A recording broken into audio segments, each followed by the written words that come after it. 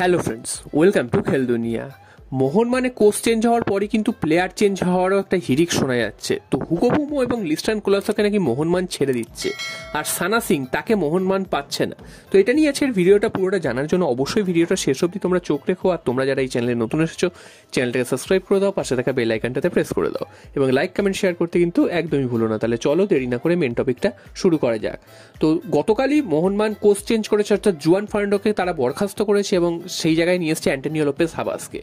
তো Antonio Lopez Habas join করার একদিনের মধ্যেই যেটা শোনা যাচ্ছে সেটা হচ্ছে মোহনবাগানে কিন্তু এবার প্লেয়ার পরিবর্তন হবে। তো যে প্লেয়ারদের নাম শোনা যাচ্ছে সেটা সব থেকে চমকপ্রদ, সেটা হচ্ছে হুগো বুমো। তো হুগো বুমোর সাথে কিন্তু মোহনবাগান 5 বছরের চুক্তি করেছিল 2021 সালে। তো হুগো বুমো আসার পর কিন্তু হাবাসের সাথে একদমই তার বনিবনা হতো না এবং তার সাথে প্রায় ঝামেলাও হয়েছে, এরকমও শোনা গেছে। তো তারপর হাবাস চলে যাওয়ার পর জুয়ান ফার্নান্ডো ছিলেন। তো এই 2 বছর তো জুয়ান ফার্নান্ডোর আন্ডারে তিনি খেলেছেন।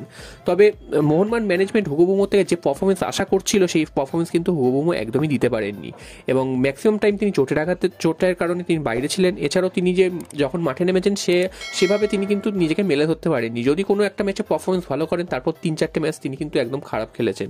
তো তাই জন্য কিন্তু এই হুগো বুমোর ওপর কিন্তু ম্যানেজমেন্ট অনেকটাই এখন বীতশ্রদ্ধ হয়েছে এবং ম্যানেজমেন্ট চাইছে হুগো বুমোকে ছেড়ে দিতে। অর্থাৎ ছেড়ে দিতে মানে হুগো বুমোকে এমন কোনো ক্লাবে পাঠাতে চাইছে যেখান থেকে তারা ট্রান্সফার ফি পেতে পারে, কারণ 5 বছরের তার সাথে চুক্তি করা রয়েছে। তো তাকে এখন যদি কোনো ক্লাব নেয়, সেক্ষেত্রে কিন্তু মোহনবাগানকে ট্রান্সফার ফি একটা মোটা অঙ্কের দেবে।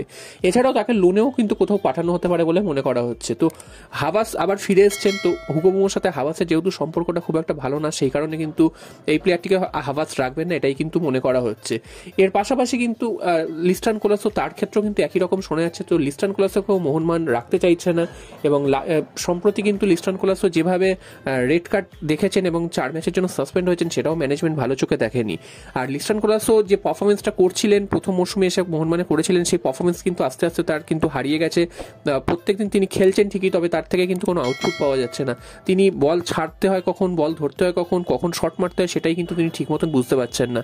তিনি একাই ড্রিবলিং করে বল নিয়ে যেতে চাইছেন, যার খেসারত কিন্তু টিমকে দিতে হচ্ছে।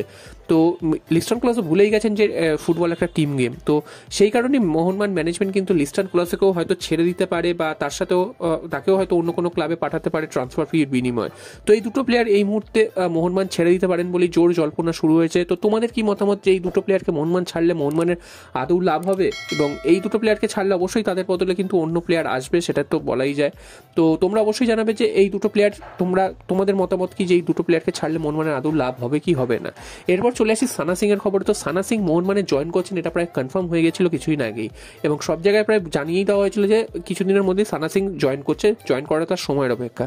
তবে এখন জানা যাচ্ছে যে সানা সিং মোহনবাগানে জয়েন করতে পারছেন না। হায়দ্রাবাদ এফসি বা মোহনবাগানের তরফ থেকে কোনো কিন্তু প্রবলেম নেই সানা সিং জয়েন করার ব্যাপারে, তবে প্রবলেমটা হচ্ছে অন্য জায়গায়। সানা সিং কিন্তু প্লেয়ার স্ট্যাটাস কমিটিতে কিন্তু অ্যাপিল করেছিলেন হায়দ্রাবাদ এফসির বিরুদ্ধে, তাকে সঠিক স্যালারি দেওয়া হয়নি।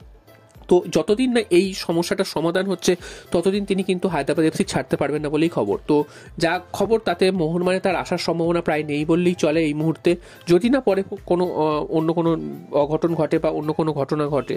তাছাড়া কিন্তু মোহনবাগানে তিনি আসছেন না, এটাই কিন্তু শেষ পর্যন্ত পাওয়া